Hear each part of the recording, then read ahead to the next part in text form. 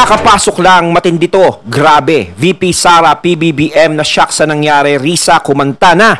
Tamba, iyak. Aba, itong balitang ito at ang videong ito na ating bibigyan ng reaksyon at papanoorin na nagmula kay News PH. Ayan ha, bisita kayo sa kanyang channel. At syempre, welcome to my channel, Tunay na Kritiko. Ayan, at ito ang inyong lingkod na si BT na magbibigay ng reaksyon at komentaryo dito sa videong ating mapapanood. So, wag na natin pagtagalin at sabay-sabay na nating panoorin ang laman ng video na ito na hatid sa atin ni News PH at bibigyan natin ng reaksyon ng balitang ito. Pasok! Isa Risa Ontiveros. Ayun, no? Si Sir Badong Senator Arateles. Risa Ontiveros. Sabi po ni Risa Ontiveros, ito po ang kanyang sinabi ngayon lang. Dami natin pag-usapan. Alam niyo po, napakaraming balita, no? Napakaraming pwede pong mag-discuss ng mga 2 oras, eh. Ang dami pong mga issues ngayon. Pero yun nga, titilad-tilarin na lang natin. Sabi po ni Risa Ontiveros, ito po, ngayon lang po ako sumang-ayon. Sabi po ni Risa Ontiveros, for the first time, ako ay naniniwala dito sa sinasabi ni Risa Ontiveros. Sabi niya, para matapos na ang patutsadahan sa drug use ng 2 leader ng bansa, I encourage them both to take the test. O, di ba? Ako naniniwala ko diyan, kasi pareho nag-aakusa. Yung isa inaakusahan niya si Pangulong Duterte. Ano sabi? Total may akusasyon yung 2 leader, di ba? Yung dating presidente at yung kasalukuyang presidente. O hindi, tama naman doon. May punto naman si Risa Ontiveros doon. Na syempre yan ang pinagtatalunan eh. Syempre parang nakakasira sa image talaga yung ganyan. 'Di ba? Na nagbibintangan sila ng ganun. Naku, hindi nga natin akalain na maghahantong sa ganun eh. 'Di ba? Bintangan na gumagamit ng ganito, ganyan. 'Di ba? Hindi natin talaga akalain. Syempre, yung dalawang yan is respetado at ginagalang natin. Ang ating Pangulo at ang dating Pangulo. Ngayon, is para matapos na nga naman yan. No? Yung usapan na yan. No? Eh di, magpa-test na lang para malaman na lahat kasi hindi lang kay FPRRD nang gagaling nga yung binabato kay kay PBBM kundi galing din dun sa iba. Meron ding mga nagsasalita tungkol kay PBBM ng ganun na masama. Syempre bilang presidente, bilang Marcos, syempre nakakasira ng imahe yun. Syempre hindi rin naman magugustuhan ng kanyang ama na si Apo Lakay. Kung nadidinig ba ni Apo Lakay yun, syempre hindi rin magugustuhan yung mga nangyayaring ganun. No, si FPRRD din naman, hindi mo rin masisisi kung bakit nagkakaganon siya.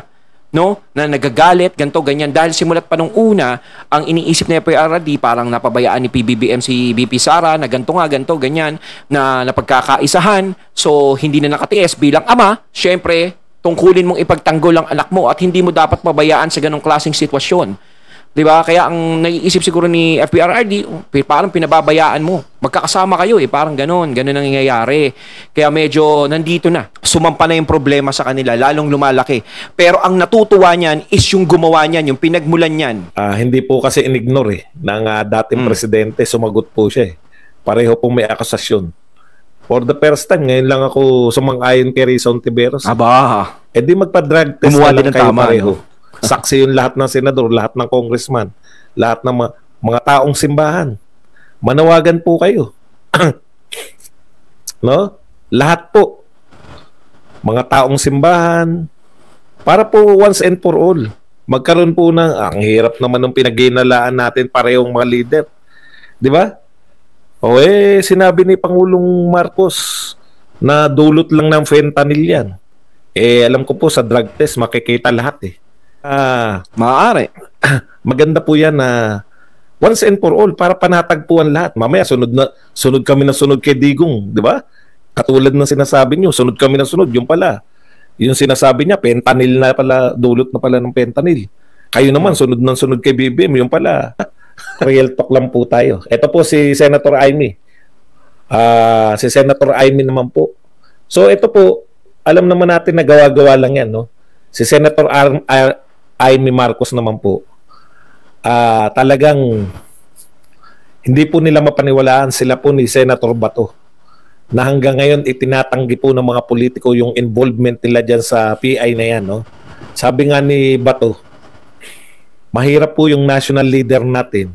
Kasi matuturing po na national leader yung Speaker of the House. Mahirap po na yung national leader natin, mga national leader ay sinungaling. no? Kitang-kita na po sa unang saltada pa lang ng sa Senate investigation na doon po mismo sa bahay ni Romualdez, no? Pinsan Initiative. Doon po mismo sa bahay ni Romualdez nagmi-meeting tong mga nagpi-PI na to. At saka yung mga ebidensya kasi doon tumuturo sa kanya eh. No, marami talagang nag-iebidensya sa kanyang ganon.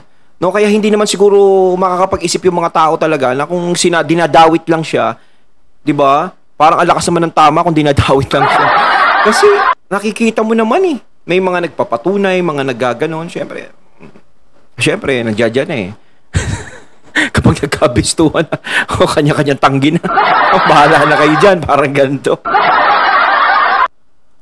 Maganda po kay Senator Amy, hindi na po siya nagtatago ngayon, no? Wala na pong talagang inihihiwalay niya na po yung yung para eto ini-expose din po ni Senator Amy yung mga totoong loyalista, mga Marcos loyalists.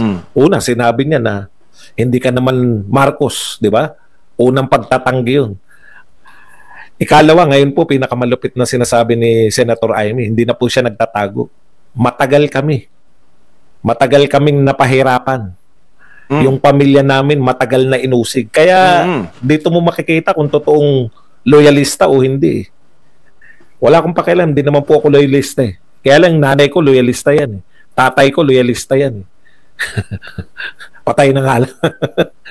Kumbaga, ang tagal nilang nagtiis sa panahon na yon na marami talagang dumudusta, humuhusga sa pangalan ng mga Marcos, no? Na matagal na naitago na meron naman palang magandang nagawa na hindi naman inilabas kahit nga sa national TV na binabalita, hindi man lang inilabas.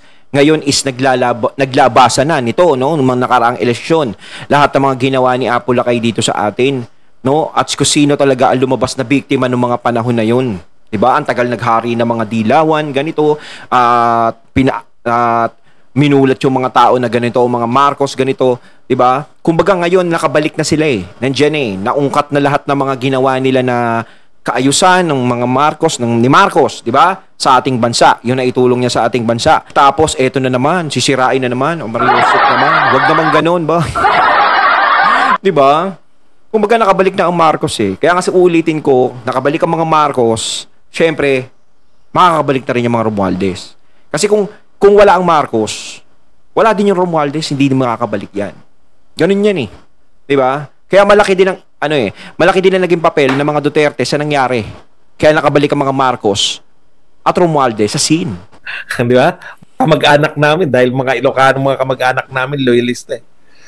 Pero ngayon lang po ako nakakita na yung mga loyalistang vlogger mas kampi pa po sa hindi Marcos.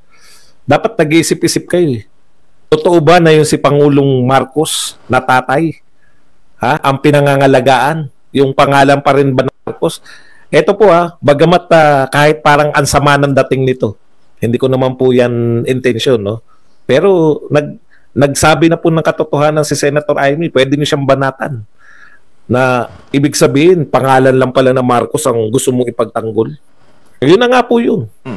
Di ba? Kasi alangan naman, sabi nga ni Senator Amy, dekada kaming siniraan. Tama. Nung binigyan kami ng second chance, sasayangin lang namin dahil para kanino? Itong mga katanungan ni Senator Amy, para saan? Tsaka tama naman yun, no? Siyempre, kahit naman sabihin ni Senator Amy na gano'n, dahil pinoprotektahan niya ang pangalan nila, tama naman yun.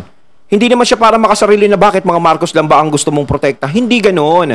Diba? Siyempre, iniiwas niya uli na magkaganon dahil ito na nga, nandito na kami. Gusto namin magsilbi sa inyo. Tapos ganyan. Meron na namang isang bubwit.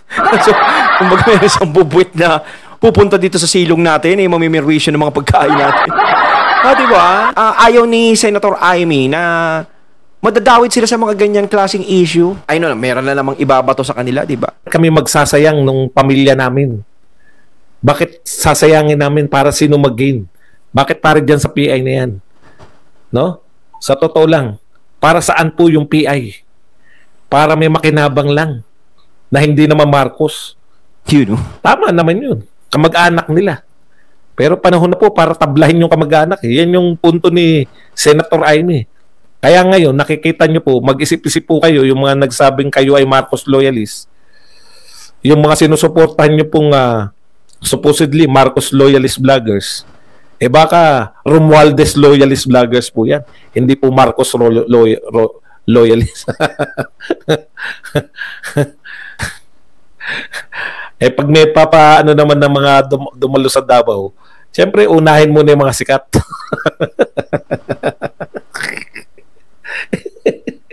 Pag inuna ko, sumikat pa ako. Kasi kung bubuksan mo yung pangunawa mo, no, malalaman mo talaga Malalaman mo kung sino talaga ang punot dulo nito, yung pangyayari na to Kasi talaga, wala akong makita na talagang sa Marcos at Duterte ang problema. Wala talaga. Hindi ko nakita yun Hindi sa kanila nagsimula. Kayo naman, no?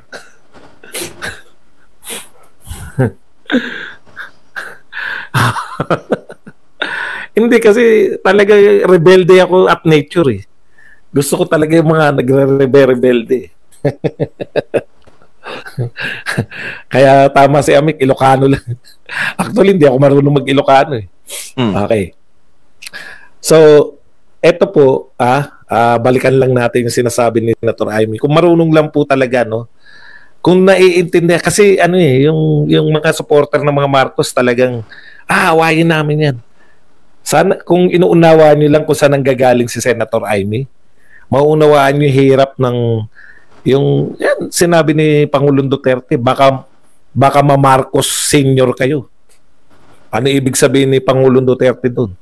Pag hindi kayo naglubay dyan sa kaka-PI, baka ma-Marcos senior kayo. Baka matulad sa tatay. Yun po ang ibig sabihin ni Pangulong Duterte doon. No? Yun ang mahirap doon magbibigay ka ng lubos na tiwala na buong akala mo kakampi mo. Ganun pala talagang handang tumuklaw dyan sa tabi mo. Yun ang mahirap doon. Parang pelikula lang, no? Kasi alam niyo sa totoo lang kung nakikinig kayo kay Senator Amy, may sense siya para sa mga Marcos Kasi kami tapos na ako rin sa unit team Wala na akong balak na manawagan na buuin ng unit team. Hindi na. Nakilala na namin kayo. Pero ang point ko lang, sana kayo nakikinig. For survival na ng mga Marcos itong sinasabi ni Senator Amy. Parang wala kayong pakiramdam sa mga Marcos. Mas gusto nyo pang magkadurog-durog ulit. Sa bagay, tingnan nyo po yan yung mga sumusuporta kuno kay Marcos pero si Tambi talaga yung sinusuportahan. Baka pag nawala na po yung mga Marcos, buhay pa rin yung mga yan dahil ang dali lang magbaliktara. Totoo lang Pagkakakilala ko dyan sa mga Duterte supporter yan. Duterte vloggers yan Okay. Ayon, natating natunghayan ng video na nagbula kay News PH at syempre natunghayan din natin ang boses na yun na nagbula kay Sir Badong Arateles. Ayan, mga katunay, kayo. Kanino ba talaga kayo, mga katunay? Ang gulo-gulo na talaga ng panahon ngayon, grabe. No, pero sana tayo humihiling na sana mag-ayos tong dalawang panig na to. No, sayang yung samahan nila. So, comment lang po kayo sa comment box, mga katunay. So, once again, I'm BT and I'm out. Peace.